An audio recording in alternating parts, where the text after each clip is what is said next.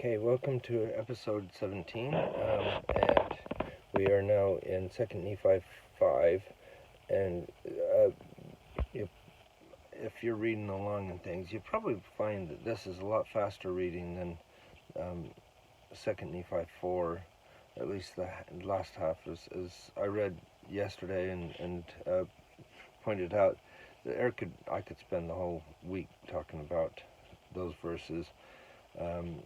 And now Nephi goes back to kind of telling the history part of it, just to fill us in what's happening. And he says that he has to leave, split from his brothers, because his brothers want to murder him, basically.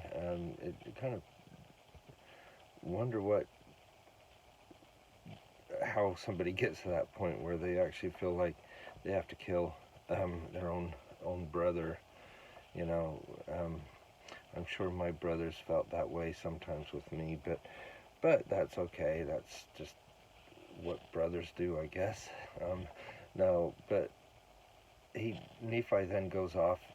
It says that it came to pass the Lord did warn me that I, Nephi, should depart from them and flee into the wilderness. So he got that revelation that he should leave. He's tried everything he could to share the gospel with them at that point, and he takes Zoram and Sam, and this is where his sisters are mentioned the first time. So I would guess that they were a lot younger than Joseph and Jacob, or around this, maybe born around the same time. We don't know, but that's the first time they're mentioned. So I don't think that they were in the crossing as much.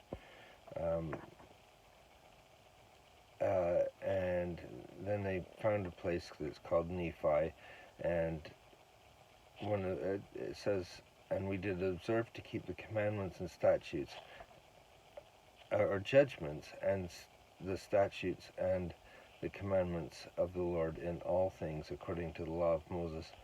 I like the fact that he's saying that that's what they're doing. And then actually I haven't marked this as part of where it does, but after it says that he's kept the judgments, statutes, and commandments according to the law of Moses, it says, and the Lord was with us, and we did prosper exceedingly. It's another mention to that. If you keep the commandments, if you do what I say, you'll prosper. And then as they he says he brought the brass plates and the leahona, or the ball or compass, and then he mentions he prepares for war. He takes the sword of Laban, and after that manner he makes more swords. I guess he's never really tried to make a sword before, and so using a template helps him. Then he says, after building buildings and things, they got everything. He built a temple and did construct it after the temple of Solomon, but not quite as lavish.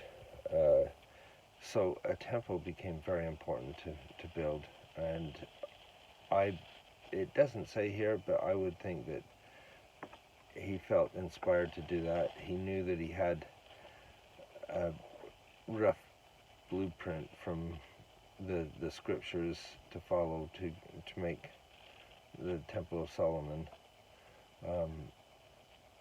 But I think the thing we can leave here is that when they follow the Lord, and when they've done what they're supposed to do, then the promise that Nephi was given, that if he kept the commandments, he'd prosper in the land, and they are being prosperous at this time.